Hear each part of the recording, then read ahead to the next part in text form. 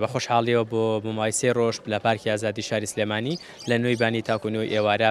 دەرگەمە واڵا بێ بۆ سەرجەم ئەو هاوڵاتیانی کە ئایانەبێت ئاشنا بن بە بەرهەمە خۆماڵیەکان خواردنی کوردەواریمان لایە و هەروەها کاری ئەو خانمانی کە بەتایبەتی کە پەیمانگا و کۆلێژەکانیان تاواکوردان نەمەزراوە بەڵام توانایکی باشیان هەیە هەوڵیان داوە کە لەم فستیڤاڵە خۆیان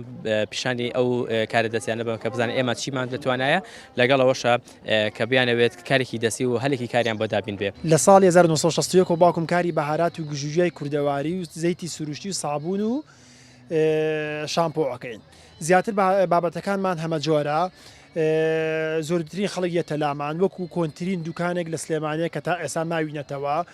پێم خۆش بوو بەشدار بووم. هەم بە ناساندنی کۆمەڵێک بەهارات و هەم بە ناساندنی کۆمەڵێک گژوجەی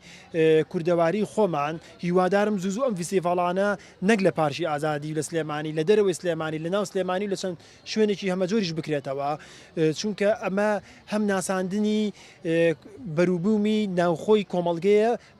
بە خەڵکی.